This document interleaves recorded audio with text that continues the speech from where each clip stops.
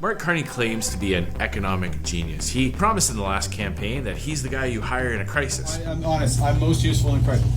I'm not that good in peacetime. Don't tell anyone, because I might. When we think about crises in Canada, the housing crisis is one I hear from everyone in almost every community. Here's what Mark Carney just did in Vancouver. He announced that because there is a whole bunch of wealthy condo developers who haven't been able to sell their units at the price they want to make all that money, before they start to drop their prices to actually make housing affordable, Mark Carney is sweeping in with your tax dollars to bail out these condo developers. Thousands of brand new condos are empty across Metro Vancouver in the midst of a housing crisis. The idea of government buying up 2,200 of them is highly controversial. This is just a catastrophe. This is an unmitigated crazy town with a combination of federal money and some provincial organizations. They're going to buy 2,200 condos developers can't sell, like they're stuck with them, okay? It's a bailout. It's just a bailout, yeah.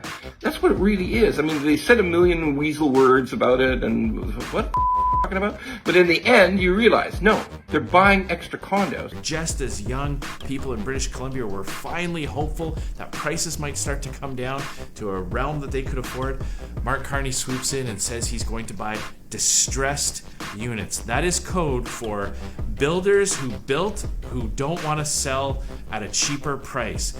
Mark Carney is literally bidding up the price of housing against you, against hardworking Canadians.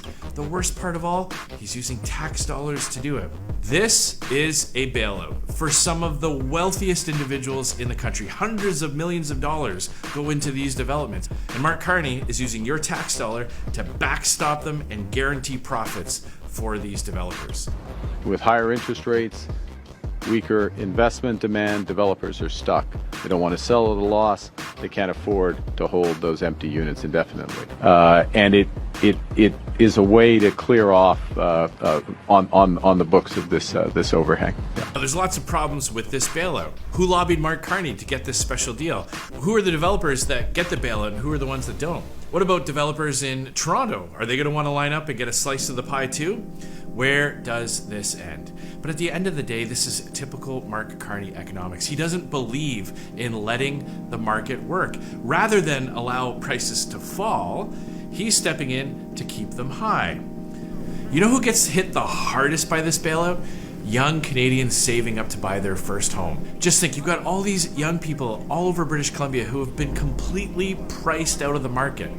And just as prices are starting to come down because developers can't sell for the price they want, Mark Carney comes along and keeps them high by bailing out the developers. Mark Carney's message to young Canadians with this bailout is that he's not in it for you. He's in it for his connected friends. This always happens with Liberals, isn't it? I know for a fact if some developer called up Pierre Poilievre when he's Prime Minister and asked for a bailout, that'd be the shortest phone call in Canadian history. He'd say no and hang up the phone. There's no way Conservatives would line the pocket of wealthy developers. Instead of this multi-billion-dollar bailout for wealthy developers, Conservatives have a better approach. Let the market work. Allow prices to fall. If these developers can't sell at the price they thought they would, that's on them. If they get all the profit when it works out for them, they should take on all the risk if it doesn't. And when those prices come down, that's what makes them more affordable. We don't need the government to bail out developers to create affordable housing units. The market will do that if you let it. At the end of the day, that's the big difference between Liberals and Conservatives. Mark Carney is just not in it for you.